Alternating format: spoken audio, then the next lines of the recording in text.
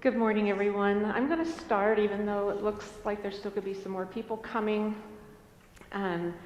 It's always hard to give people time to get here from the early service, so we'll just let them filter in. If you haven't picked up a handout back there, please go ahead and do that. So today, we want to continue with week 2 of the Messiah. Do you say the Messiah like I do sometimes? Really? I don't know why I do that. It's not the Macbeth or, the Romeo and Juliet. It's Messiah. But I think because there is a Messiah, we have a tendency to put the. That's my excuse. This is our email address for each of us. If you would please feel free. If you have a question, if you have a comment, it doesn't matter whether it's negative or positive so much as it would just feedback that we could bring to the class the next time, or get back to you individually if you would prefer. And we're just going to do a very quick review from last week. The class shared memories of Messiah and feelings about Messiah, things that they have associated with it in the past. It was wonderful to hear the joy, the anticipation, sometimes difficult music, not so easy to sing. Verses that are so familiar, sometimes the memories of Christmas. We talked about Handel and Jennens, gave background on both of them. Jennens was the lesser known. He's the one who came up with the libretto. It's completely, as we said then, from the Bible. All the words are from the Bible.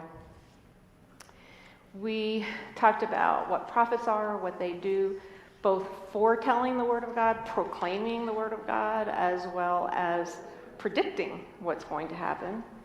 And who wrote Isaiah? Pete went over the 3 Isaiahs. I hope you were here for that. If not, maybe you could look back. And then the first numbers, 1, 2, 3, and 4, we went over those and listened to some music.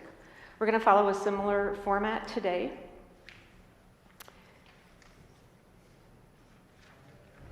We thought one thing that would be really helpful, because the text is so rich with history and sometimes confusing history, that we just kind of look at this timeline to orient ourselves a little bit. Welcome back from the sanctuary. Pete preached today, if you didn't know that. He doesn't have enough to do, so yeah, we made sure he had something else to do today.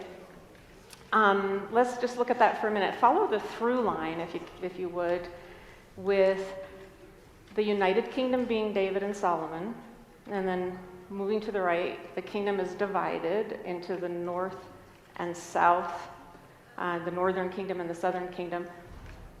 There was a lot of fighting when Solomon died, rich and wonderful and glorious as his reign was, and as the temple was under him, didn't go so well when he died. And so the kingdom divided. And Israel is the name of the northern kingdom, and Judah is the name of the southern kingdom. Jerusalem, the capital, is in Judah. And I like that because they both begin with J. That helps me keep it straight. And then, unfortunately, with this divided kingdom and less continuity among the people, Israel falls. The Assyrians take over in 722. Judah, it's said, possibly feels a little. They're worried and they're scared, and they have the prophets predicting bad things, possibly bad things.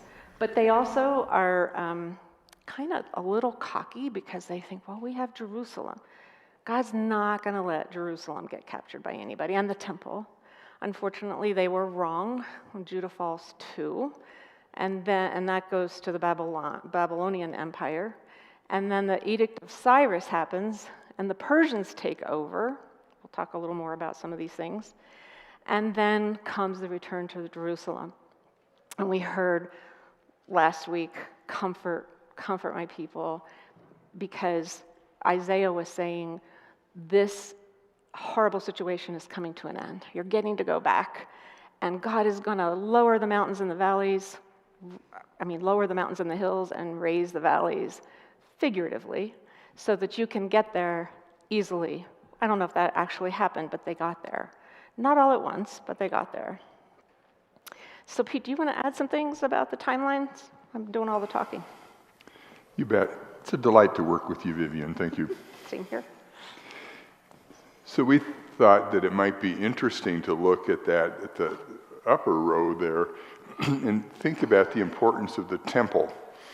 So we have a church building, and we haven't had any Babylonians come knock it down, but it did decay a little bit over the years, and we've done a restoration.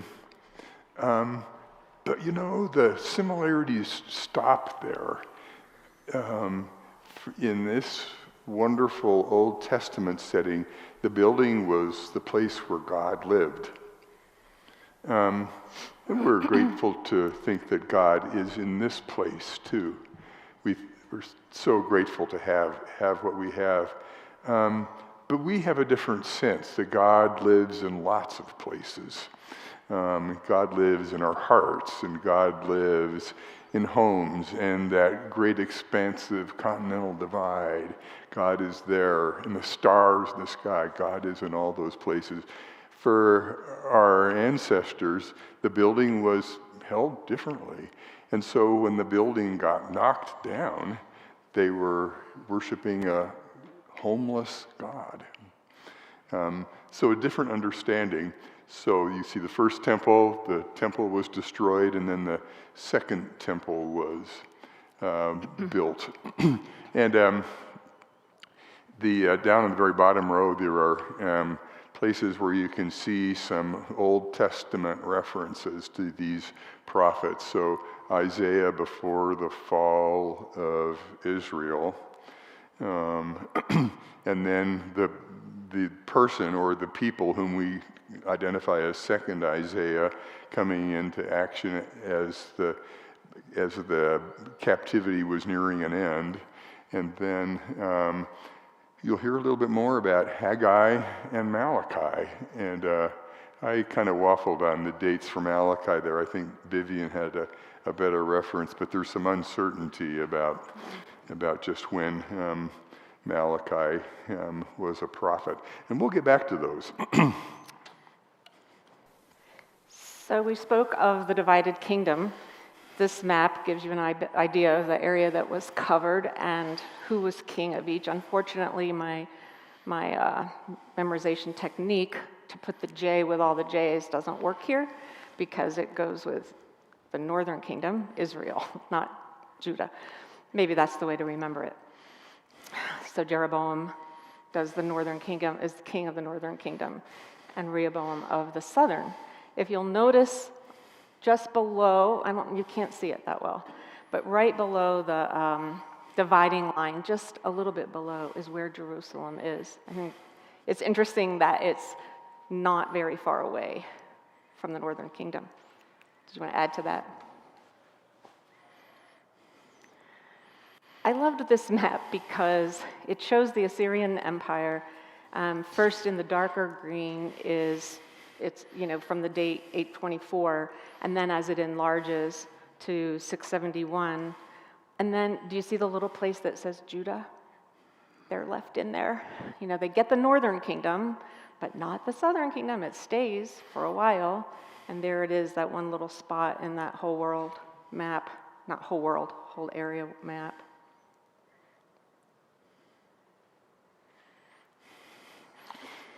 And then the Babylonian Empire in that arc.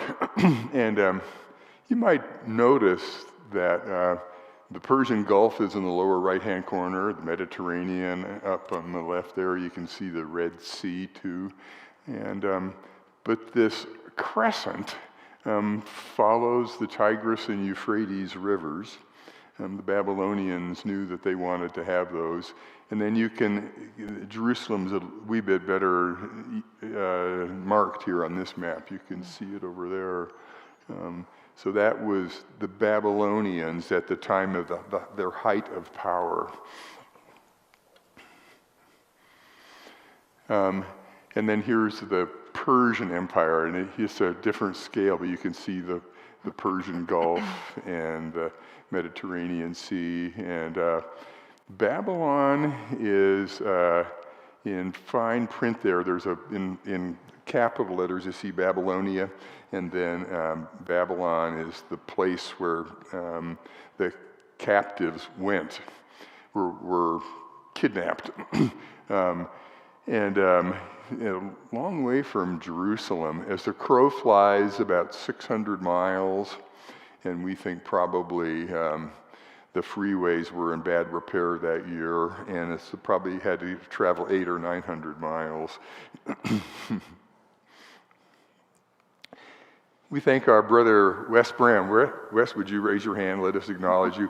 Wes is our go-to person in all of Colorado about ancient maps. Thank you, Wes, for finding this one. And you can see, again, the Persian Gulf, lower right corner. See the Mediterranean, you're getting oriented. And then Babylon is a bit hard to see there, but you can follow the course of the Euphrates River that curves and curls around. At least one thought is that that was the route of the returning exiles. There's dispute about that, though, and there wasn't just one exodus of the exiles.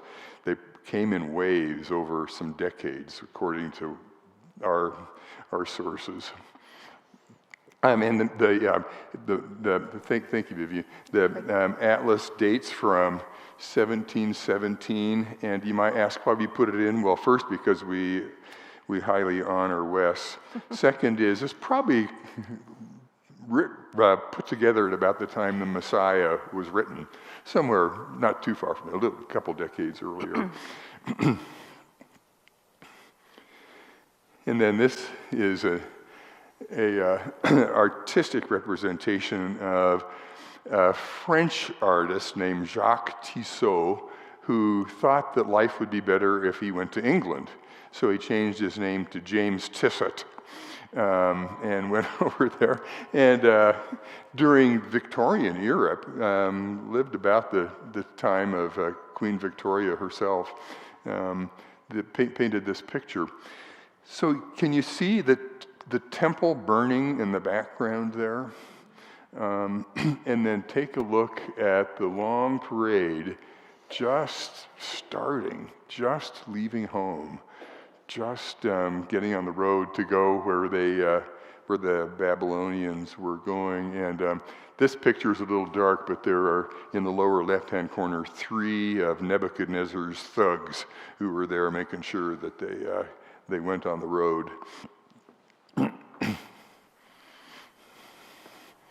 Here they are, Haggai and Malachi.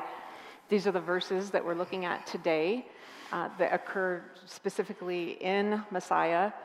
They are very short and very pinpointed. So we're going to do a little broadening and looking around what's happening during those verses and some other verses in the Bible that make it more clear, hopefully, what is being said. Maybe not more clear, but more to think about. We'll see. And Vivian, are we right to think that the photographs taken in that era have been highly doctored? Something like that. I just know Haggai looks really mad. But we wanted you to see those pictures.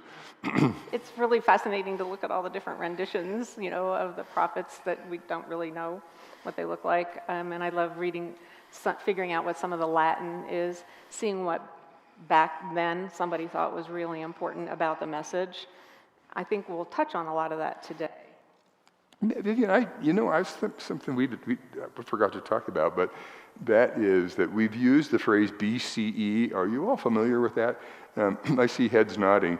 BCE meaning before the Common Era, and it replaces the terminology that many of us grew up with. It was just BC, before Christ. The reason for that is no big theological crisis. It's that the best information we have says that when our calendar was created, the thought was that we would put year 0, looking back in history, and aim it for the year of Jesus' birth. That would then be, so Anno Domini is AD, so meaning that that many years since Jesus' birth. So BCE is now probably more accurate to say it's not quite the year of Jesus' birth, which Jesus was probably born to 7 years before Jesus was born, if you get that irony there. So that's why we've used the phrase before the Common Era. Thank you for letting me interrupt, Vivian. You bet. So Haggai, this is a pretty short book. If you have 20 minutes this afternoon, you could open your Bible and read it. 2 chapters. And Haggai was a leader of those returning from exile, probably born in Babylon. And he was now with the returned exiles who came back to Jerusalem, and there had been an initial flurry of activity, and then they got tired of it. And Haggai was unhappy with the stoppage of the rebuilding of the temple. So he commended the governor, appointed, we think, by the Persians, the governor of Judah, of Jerusalem, and his name is pronounced by experts in a very special way, and they fall in 2 camps. There are those who love to say Zerubbabel, and there are those who love to say Zerubbabel. And one of them sounds like a kitchen sink cleaner, I know, but the thought here is that Zerubbabel means son of Babylon. So he came back home, but carried with him the name from the place where they had been in exile. So Haggai, one of the small number of prophets who were in this time in history when the temple building was undergoing some slowdown, Haggai said, God anoints this governor to do the work. So they agreed with each other and reinvigorated the temple building. Thanks, Vivian. Mm-hmm. So we look back at the signs, the stages of prophecy. We've got a time when Israel was about to be taken over by the Assyrians, and we have what we call First Isaiah, the first 39 chapters of Isaiah. And remember, we were saying last week that there's some editing in and out of passages, but that's the main theme of it. So the pre-exile period, and then as the exile was in progress, another kind of prophecy, and then the post-exilic prophecy, traveling back to Jerusalem and then being there facing the monumental task. And the stages of the prophecy match those historical times. Punishment. Isaiah was angry. Isaiah thought God was angry. And then during the exile, the messages are, comfort my people. I will be with you in your journeys home. I will make the road home to Jerusalem easier for you. And then the post-exile time, a time of restoration. And there are 3 prophets in the Old Testament. There are 3 minor prophets. We think that the last chapters of Isaiah coincided, and there are many overlaps of thinking, and we'll have a chance to pay attention to some Isaiah reading from this period of time too. But of the minor prophets, Haggai, Zechariah, and Malachi are the 3 prophets. And one more little thought here. This is a slide, an artistic representation of the governor, Zerubbabel, trying to give equal time to both pronunciations here, came to King Cyrus and proposed a plan for rebuilding the temple. And this is a picture painted by a Dutch artist, and you can see the years there. So think of Zerubbabel down there, with the clipboard in hand, talking to the ornately robed king named Cyrus.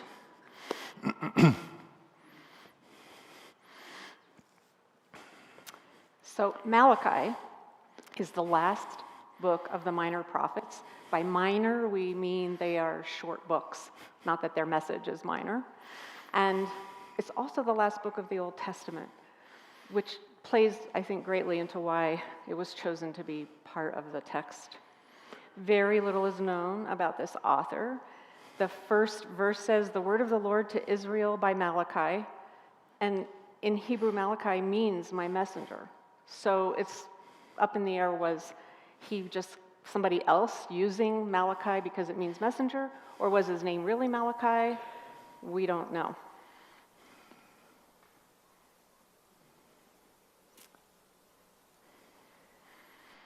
Malachi touches on several issues that really bother him. One is abuses in the temple, and we'll go over what some of those are. It's in a disputation format, which sounds really fancy, but just means question and answer. We'll also look at some examples of that as we go. It's presented in 6 oracles. A lot of prophets present in the oracle fashion, and there are 6 of them in Malachi. And Malachi touches mostly on God's concern being less with the foreign nations and all the Assyrians and Babylonians and the Persians, but with the spiritual condition of the priests and the people. He pays attention to the covenants of Levi. You might be wondering, I don't remember that one, and that's because it's not anywhere delineated specifically in the Bible other than here Malachi refers to it generally in chapter 2, which isn't in our in Messiah, but it basically speaks of God's closeness to the people and that the people will honor that closeness. And so between the Lord and Israel, and also marriage. There were foreign marriages, a lot of them because of the exile, and Malachi focuses in on those as being a problem because Israelites begin following idols. So God will send a messenger to purify the priesthood and the people. That's another message that we'll look at very specifically in the text. I want you to be thinking about that. And ends with an appeal to hold the law given to Moses and association of Elijah with the messenger. These 2 things are at the end of the book. It's also a very short book. If you have another 20 minutes today, after you read Haggai, you can read Malachi. And we think it might be editors who put these last 2 verses in that say, refer to Moses and Elijah, but it's really very interesting to me because Moses, is for the Israelites the example for law, and Elijah, the prophet, who must come before the Messiah. And it kind of ties forward to the Transfiguration. If you think of the Transfiguration, it's this incredible scene where Jesus appears at the top of the mountain, completely transfigured in language almost impossible to describe. And who's with him? Elijah and Moses are with him, and they're mentioned here as though significant. So I think it's, in the 3, it's John, Peter, and James that are the 3 current people in the scene that are there for the Transfiguration. So at the end of Malachi, we have this tie-in to the future, into Jesus' time, just as we do with making the hills low and the valleys high. Those tie-ins are what make us put a new frame on things from the Old Testament to the New.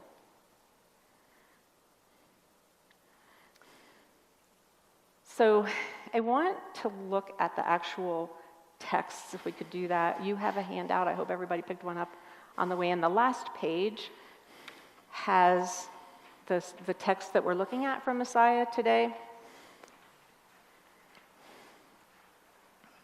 I'd like first to just give you a few lines before the ones that occur in the text.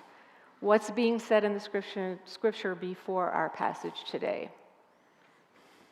God speaks and says, "You have wearied the Lord with your words. Yet you say, 'How have we wearied him?'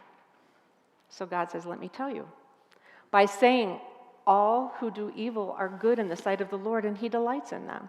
It's that old argument of those people over there, they're not doing what God says to do, and he's not doing anything about it. They don't seem to be suffering. Why am I doing it? Why am I being good? Why am I following the law? Psalm 73, if you like to do a little extra reading, develops that beautifully, that idea beautifully, and has a wonderful answer to it. As the passage continues, before we get to what's in Messiah, it says, "Where is the God of justice?" And this is that disputational format where questions are asked and then questions are answered. Sometimes here, God is repeating the questions that the people have. Like, I know what you're asking. I know what you say. You say this, and here's my answer. "Behold, I send my messenger to prepare the way before me." God is sending a messenger to prepare the way before me. Now we can continue on what's on your sheet if you want to look at that. "The Lord whom you seek shall suddenly come to his temple, even the messenger of the covenant whom you delight in. Behold, he shall come, saith the Lord of hosts. But who may abide the day of his coming, and who shall stand when he appeareth? For he is like the refiner's fire. And he shall purify the sons of Levi, that they may offer unto the Lord an offering of righteousness." Ooh, there's so much in there. What words or phrases maybe stand out to you? Anything jump out at you?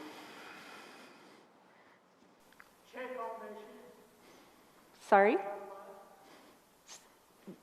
Would you say it again? I'm sorry. Purify the sons of Levi. Who are the sons of Levi? The priests. Ever since the time of the tribes, Levi's descendants are the priests. Why is he going after them? What'd they do wrong? What else?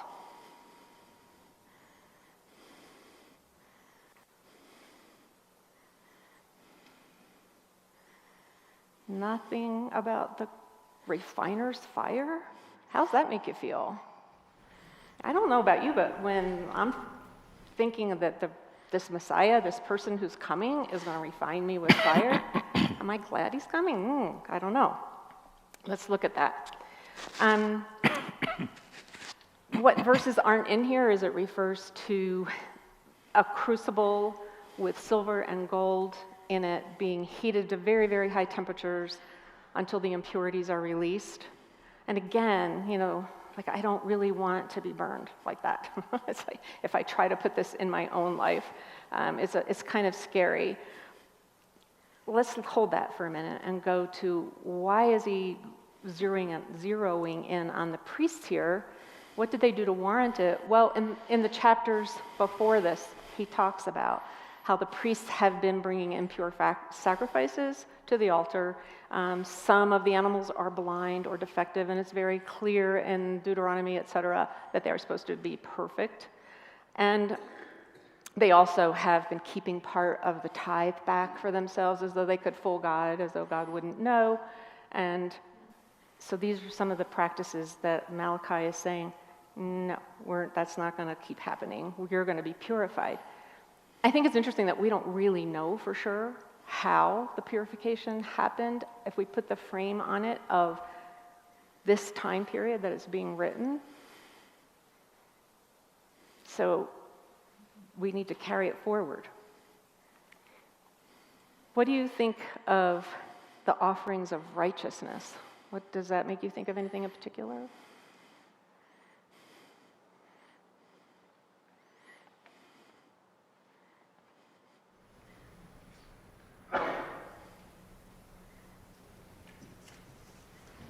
Keep thinking about it.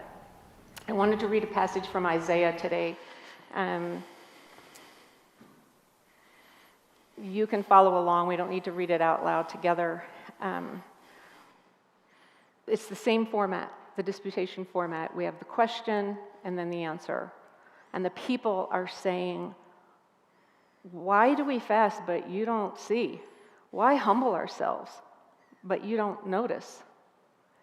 God says, look. That's a new translation from behold. Look, you serve your own interest on your fast day and oppress all your workers. Look, you fast only to quarrel and to fight and to strike with a wicked fist. Such fasting as you do today will not make your voice heard on high. Is such the fast that I chose, a day to humble oneself? Is it to bow down the head in the bulrush and to lie in the sackcloth and ashes? Will you call this a fast, a day acceptable to the Lord? Is not this the fast that I choose? To loose the bonds of injustice, to undo the thongs of yoke, to let the oppressed go free, and to break every yoke? Is it not to share your bread with the hungry and bring the homeless poor into your home? When you see the naked, to cover them and not to hide yourself from your own kin? Then your light shall break forth like the dawn, and your healing shall spring up quickly. Your vindicator shall go before you. The glory of the Lord shall be your rear guard. Then you shall call, and the Lord will answer. You shall cry for help, and the Lord will say, here I am. I think that's so powerful. I love the vision of people lying in the ashes and covering themselves, and this is proving, how much I love God. It's like, no, that's not it. This is it.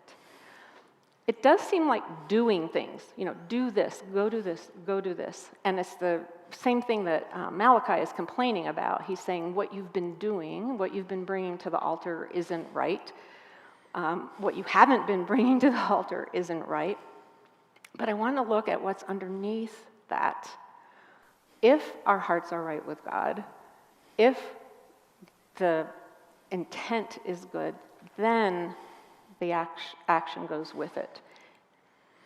A huge message behind Malachi is let's align, let's get in gear with each other, our feelings on the inside, our faith in God, our true faith in God, and let those actions be based on that, not just for show, not just so everybody can say, oh, okay, I did that today, said my prayers, went to church, laid in the ashes.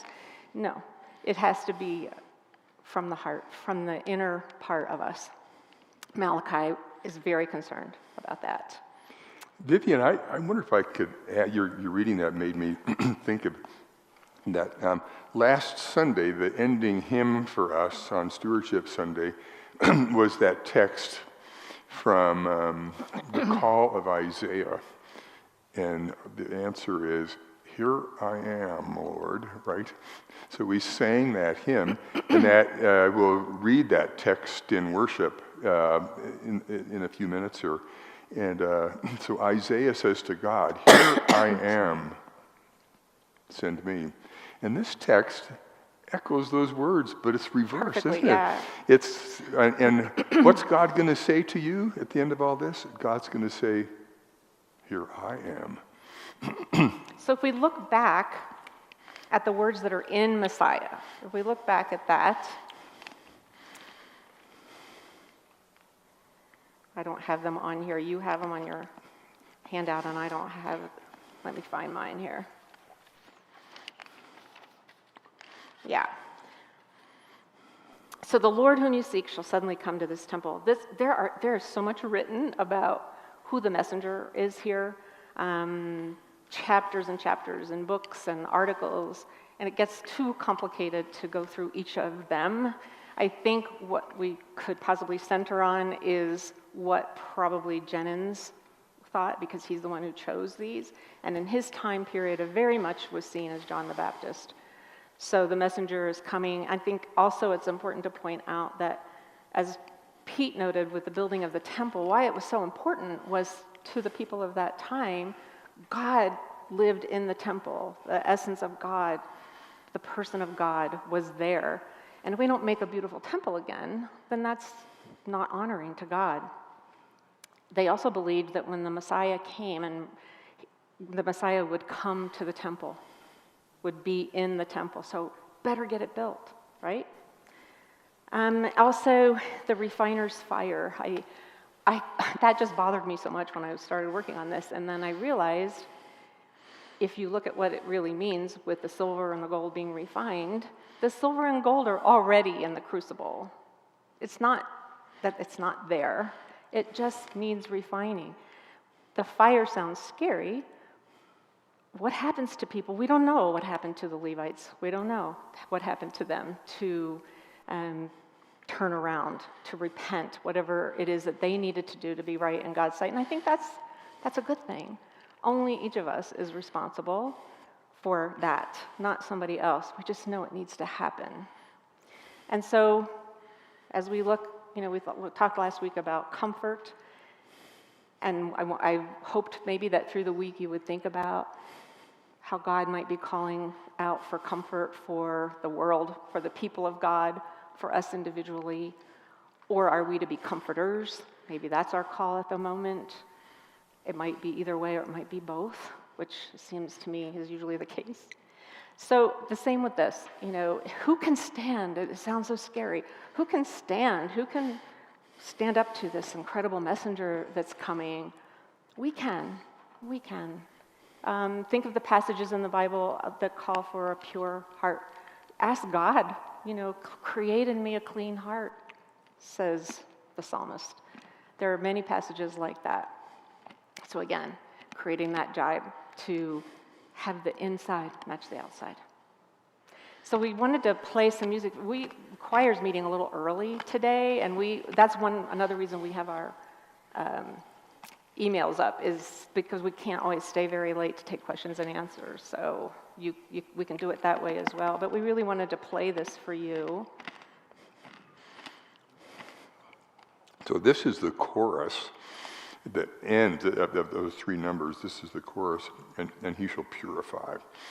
And we should say, too, that Handel does an amazing job of those words from both Haggai and Malachi. Haggai says, and I will shake, and you can imagine that that's not sung in some lyrical kind of bedtime lullaby tune.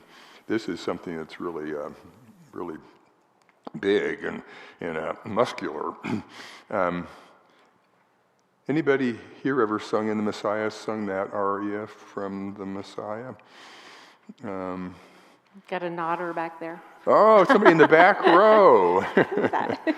Barb and I have, among our kids, we have Dave, who we found out a couple days ago is singing that very solo in the Greeley Chorale performance of Messiah.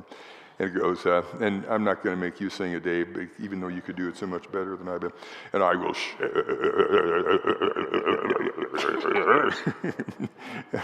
That's how it goes. I would just add to the part about refining. The violins start building in intensity, and it sounds like it's going to be really, really bad.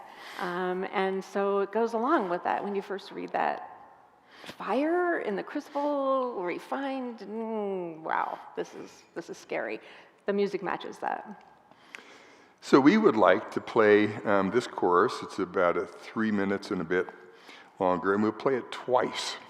And we talked last week about polyphony, where a theme comes in and is sung by one section, and then another, and then another, and then another. And I didn't count the number of times that "and he shall purify" theme comes up, but it's all done very polyphonically. It's almost as if Handel is saying, now I hope that by the 12th time you hear these words, you finally get the message.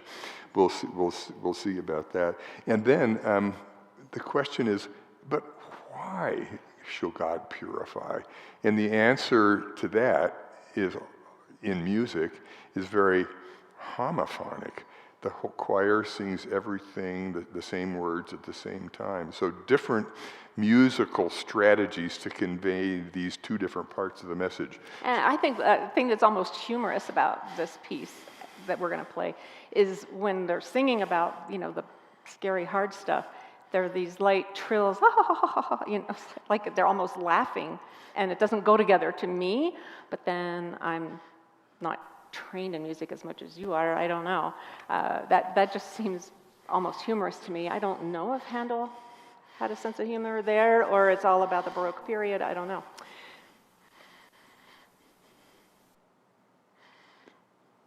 So pay attention to the polyphony and then the homophonic sections too.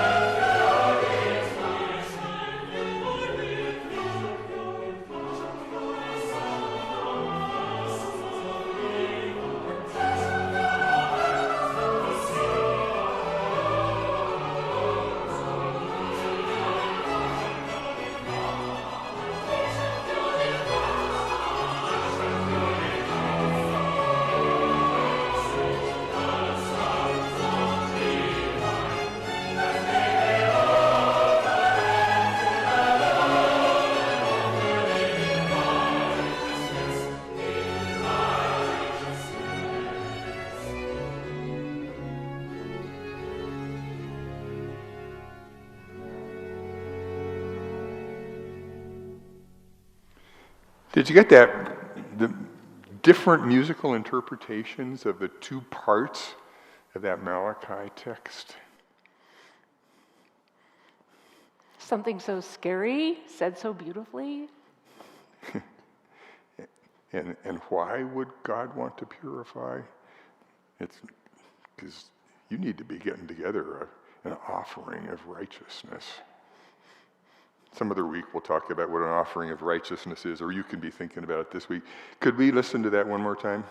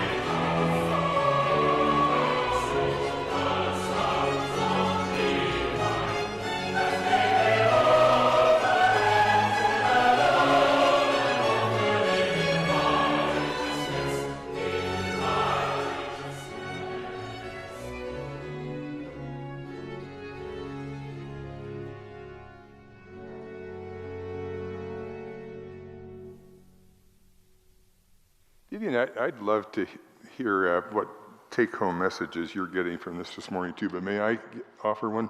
Mm-hmm. That the historical context is so powerful at this time in history.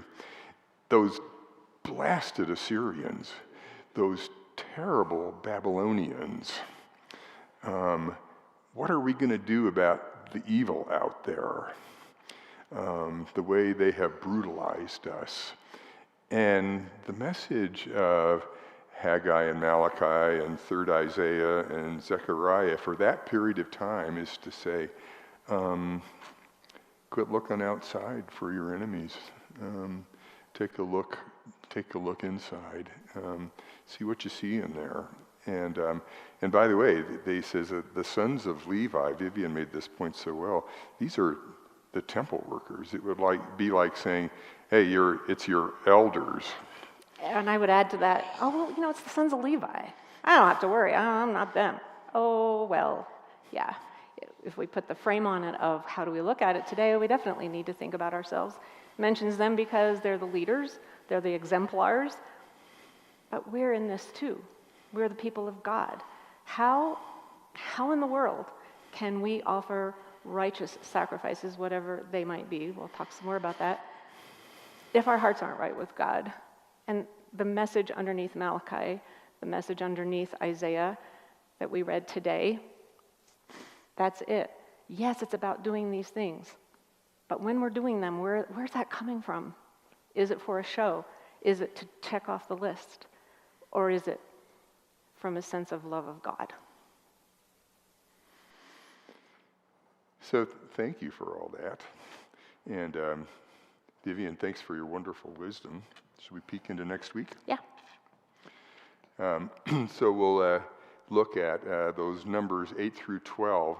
By the way, we've left a huge chunk for the fourth week, and we will probably take some editorial privilege and decide which ones not to show.